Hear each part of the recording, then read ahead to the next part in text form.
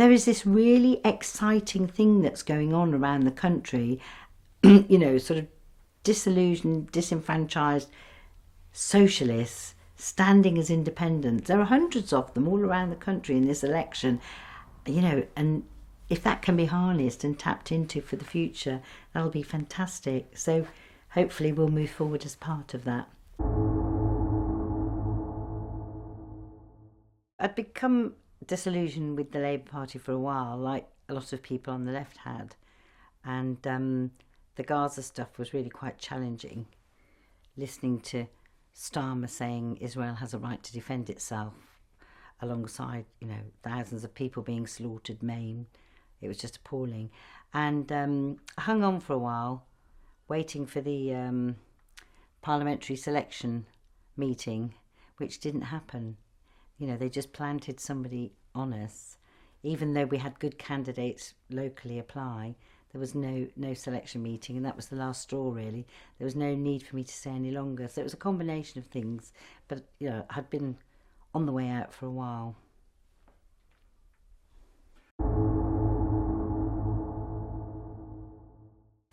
Whoever gives you money, if you're a political party, you know, wants something for it, don't they? So you have to decide which side you're on and who you're backing, really.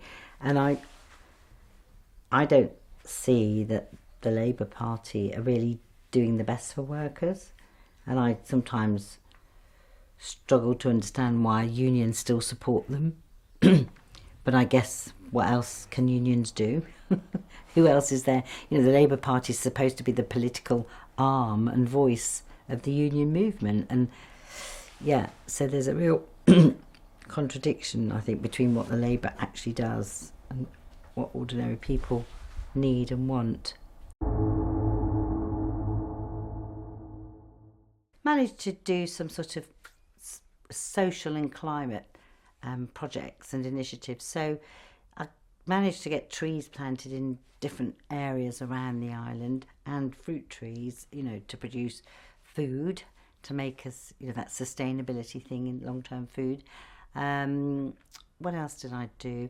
I was part of setting up the free school meals top-up voucher scheme, which was an excellent socialist scheme. We took a little bit more in from the precept, and throughout the school holidays we were able to, via the schools, give food vouchers for parents of children on free school meals to buy extra food from supermarkets. So that was a wonderful initiative. Part of trialling a warm bank as well, you know, during the cost of living crisis when the energy bills went up. Part of the Portland Resilience Committee during COVID, getting involved with other people, trying to think well about the island and its needs. Yeah, lots of things. We were one of the early councils to declare a climate and ecological emergency. I managed to move that through. I sat on various committees. So it was interesting, and you know, you learn a bit about how some parts of the island work. You find out who the island mafia are and who aren't, that sort of thing. Quite interesting. My last 15 years I was a practice manager in 3 different GP surgeries, and before that I was a bursar in a school, and then before that I taught in FE, and before that I was a secretary administrator. So they were the skills I took into further education. Yeah, and I've also, when the children were little, I worked in Asda on the checkout, and I've cleaned caravans and all that sort of stuff that you fit in with the kids, you know. So, yeah. Oh, and I had a stint where I actually had my own little cleaning business for a few years when I needed to get away from stressful life and work. And then eventually I went back into practice, and somebody took that from me. You know, I basically passed it over.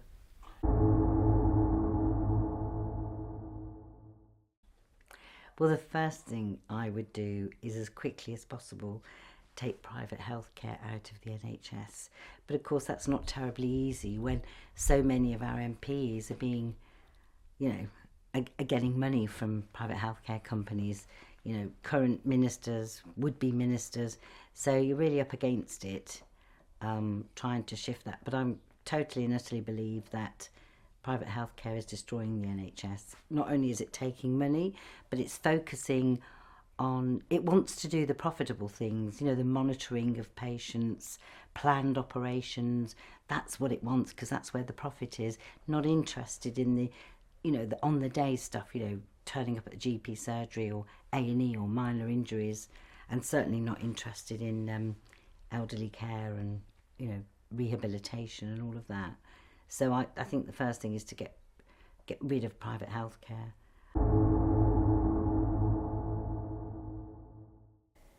I mean, water's in a terrible mess, isn't it? As sewage and rivers. I mean, all these water companies that have got massive debts because they've loaned shed loads of money to pay dividends. I mean, it's like, what? What is this? So again, do whatever legislation is required to just seize those back, really, from the private sector. And I'm sure we can do this. We've done stuff like this in the past, and clean up the rivers and the seas.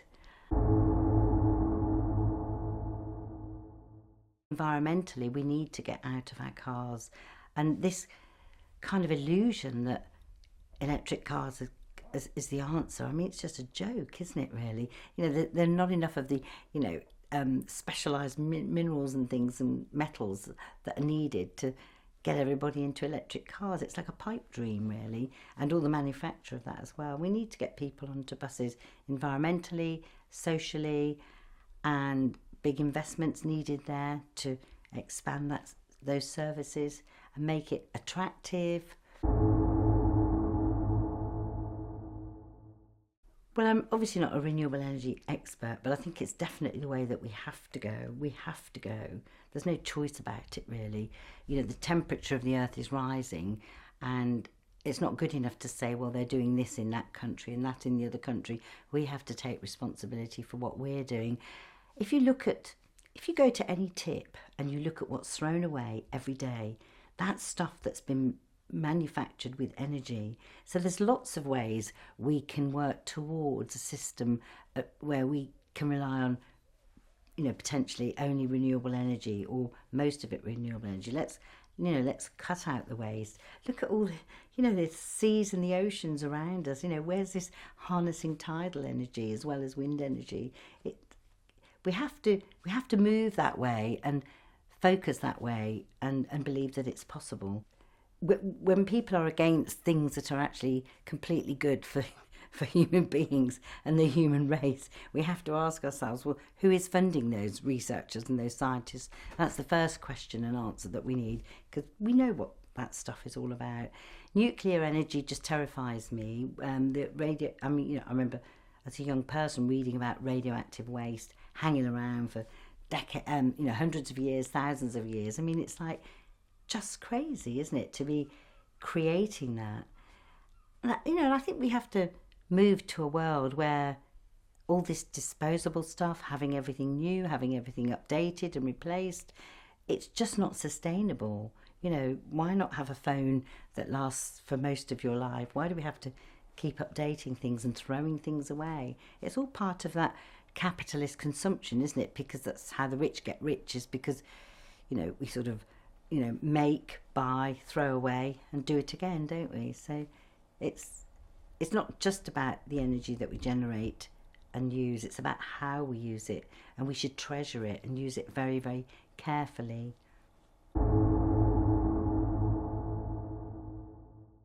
When people are against things that are actually completely good for human beings and the human race, we have to ask ourselves, well, who is funding those researchers and those scientists? That's the first question and answer that we need, because we know what that stuff is all about. Nuclear energy just terrifies me. I remember as a young person reading about radioactive waste hanging around for hundreds of years, thousands of years. I mean, it's like just crazy, isn't it, to be creating that? And I think we have to move to a world where all this disposable stuff, having everything new, having everything updated and replaced, it's just not sustainable. Why not have a phone that lasts for most of your life? Why do we have to keep updating things and throwing things away? It's all part of that capitalist consumption, isn't it? Because that's how the rich get rich, is because, you know, we sort of, you know, make, buy, throw away and do it again, don't we? So it's not just about the energy that we generate and use, it's about how we use it, and we should treasure it and use it very, very carefully. When I'd had my first child, Chernobyl happened. He was only a few months old, and I just remember thinking, my God, something's happened thousands of miles away that could potentially affect the health of my child, and I can't do anything about it. So that was a big wake-up call. I'm not happy with them supplying weapons to anybody.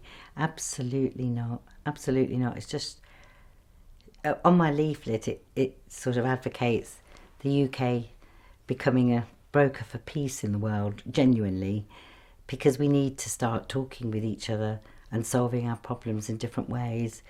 We need to stop, you know, this aggressive kind of war stuff that we have around resources and trying to grab for ourselves and all of that stuff, which is basically fundamentally the source of all war, isn't it? Trying to take from each other and be, you know, overly powerful. So no, I'm not happy at all.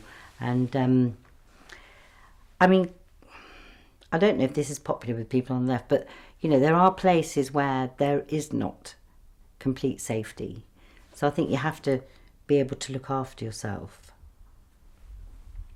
in a way, but certainly not be manufacturing arms to sell to regimes that want to maim and slaughter, control, take power over. No. I remember watching a film about, was it the Lucas arms factory, where the men themselves wanted to do things differently, and they really researched it and found different ways that they could continue with their jobs, expand their jobs and make good products rather than products that killed people. So it is possible, if there's the political will and the financial backing and the the development that's needed, we can create good jobs by manufacturing other things, and we can actually lead the way. We could model that, couldn't we? You know, we're not going to do this anymore, we're going to start doing this instead. Can you imagine that kind of world? So I don't hold with that, you know. But what we do have to do when we make any of these big changes, what we should do is take the workers with us, you know, and let them know that we're going to move to something else, and we'll help to train them and support them. That kind of just transition into new working ways, definitely. My God, the world needs it, doesn't it? Desperately. The first question is, how much does a person need? How much does a person need? He's got so much. His known wealth is something like 150 million, and the investigative journalist from the Guardian Observer knows that there's more and it can't be traced. So should he pay reparations? Of course he should. Of course he should. How on earth can he continue to profit today from the legacy of what his ancestors did? If the man had got any decent bit of morality in him, I think he should pay reparations. I think he should give back the plantation, as it was, it's called a farm now, to Barbados. And I don't think he should just give it back to them. I think he should also build the houses that they want, the social housing, stroke council housing, for Barbadians who need homes. I think he should give a lot back. And wouldn't it be a wonderful world if somebody like him did? So I completely support the call for reparations.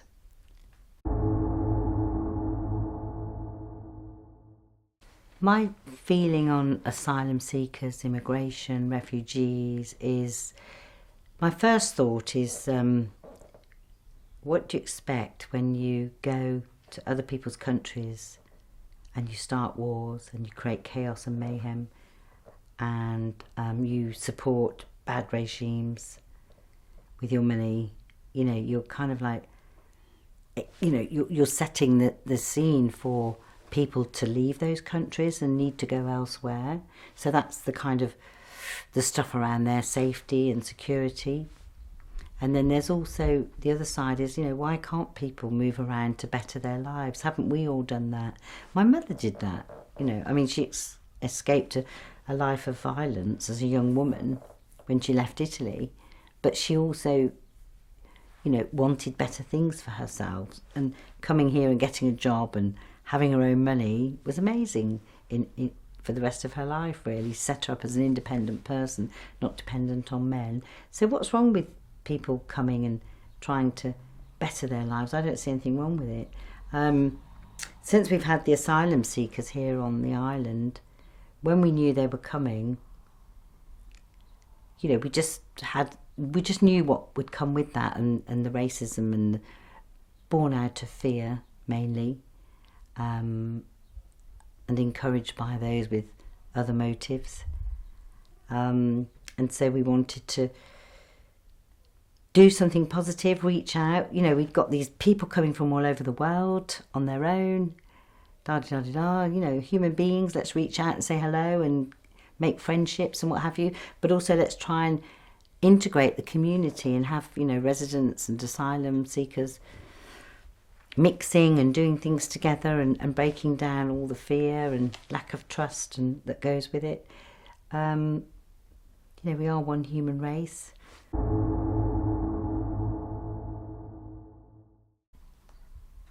This illusion that they're getting everything is a big illusion, really. Their lives are not easy.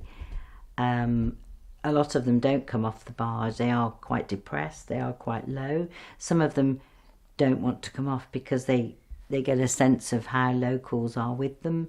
They get stared at, looked at. Some are quite fearful, but not all of them. So it's not easy. And a lot of them just don't. Some of their experiences and the trauma that they carry, we were told that no torture victims would be on the barge, but we know quite a few, and we don't know all the men. So some of them have come through an awful lot to get here, on their journey here, but also the persecution and torture and fear that they're being removed from, trying to leave behind.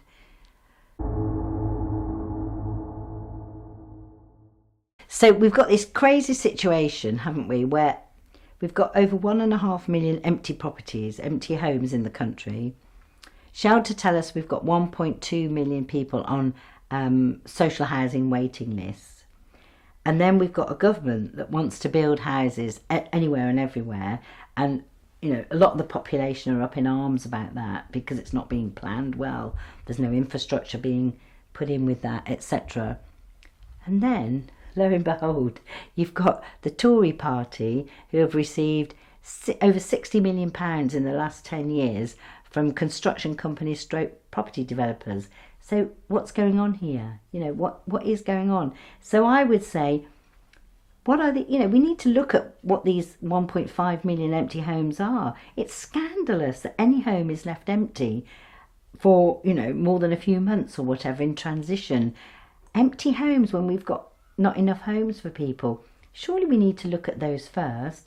I would say pause the building, let's sort out the empty homes, and then let's build council houses and social houses. People need long-term, secure, decent housing. They don't need private renting with high rents, and we've got to stop this no-fault evictions. What is it, 6 weeks? You can be served notice and you're supposed to be out. What is that? But then it's all part of this, it all adds, doesn't it, to the fear, the insecurity, the struggle that stops us looking above and noticing what's going on and trying to sort that out. So I would say end no-fault evictions, let's have some rent limits here, rent controls. Yeah, I worked in education. Yeah, so education, firstly, let's get rid of profiteering academies, I would. I mean, the people that run them are earning so much money. I think the system whereby we had education authorities that were closely linked, part of councils, closely linked to councils, meant that your councillors had more influence. People could go to their councillors and councillors could actually support situations.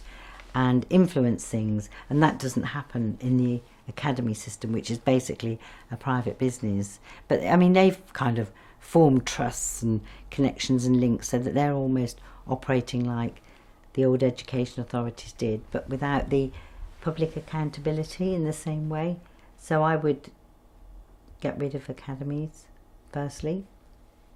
And when I worked in education, the biggest difference that I saw being made overnight was a significant reduction in class sizes for a while, and that was under Tony Blair, and that was very visibly noticeable as an amazing improvement. You know, to reduce class sizes, I was in an infant school, was incredible, the difference it made to the working life of teachers, all staff, but to the time that they could spend with the little ones, and that has to be the same across the board. So that student-pupil ratio, I would say, is more important than anything. It's more important than fancy resources. You know, I've always, than fancy stuff, it's people need people. The national curriculum, I mean, you know, what's that really if it's not trying to streamline and control what goes into everybody, and, you know, removes the creativity that lots of teachers have and want to use, and reduce the administrative workload and get rid of a lot of the testing of our young ones. So all of those things, it's a lot of things, isn't it? And get in there and really genuinely, you know, consult with teachers and head teachers properly, chuck Ofsted out for a start, or reform it. Yeah, as regards what we should teach our children, I do propose on my leaflet, I think it's really, really important that children understand money. How is money created in society? How is it used? And also simple budgeting, just understanding that, and understanding what debt's about, and, you know, what that really means, what are interest rates, and, you know, how we're being fleeced and all that sort of thing. And what is politics? How does it work? You know, how does the system work? How do things happen? But I, you know, I remember, was it Tony Benn saying something about, you know, a well-fed, well-housed, well-educated population is kind of the biggest threat to those who want to control us and fleece us. He put it better than that. So it's about bringing a voice to people who don't normally engage with that, don't even see it as a concept. So, you know, so you might not call it a People's Assembly, it's a bit of a highfalutin name really. You could come up with something else, but trying to get people out of their houses, talking about what they need, what they want, and what they could do about it, that sort of thing. I think from that things can grow. How do governments get their money in the best way? Is to raise taxes. That's the role of the government, is to raise taxes to pay for the services that the people need, and also to do that in a fair way. So if you've got a shed load more, you should pay a shed load more, because the chances are you've made that shed load on the people in this country anyway. So, you know, so we need all sorts different taxes to pay for our public services. Expanding public services will create more jobs, will boost the economy, if you like, more people paying taxes. Invest in the Green New Deal, create good jobs. Let's invest into things and get the activity going. Let's, you know, make society happen in a good way. How else would I do it? What should we have done? There is plenty of money. There's plenty of money. I read recently, quantitative easing, £875 billion was raised by our government to bail out the banks, basically, and the financial markets. £875 billion that is now sitting in government debt, which is ultimately supposed to be paid for by the taxpayer. What did they do in Iceland? They jailed their bankers who got the country in such a mess. Why didn't we do that here? Why didn't we hold them to account so that it's never again? And I can't remember the amount of money now that was lost to the dodgy deals in COVID, there is loads of money. What about offshore bank accounts? What about tax loopholes? What about non-doms? You know, and they're the bits that I know, you know, little Geo that she knows about. So we need to have fairer distribution. We need to share it a bit more and be fairer about what we have and spread it around. As Gandhi says, the world has enough for everybody's need, but not everybody's greed. It's a good mantra.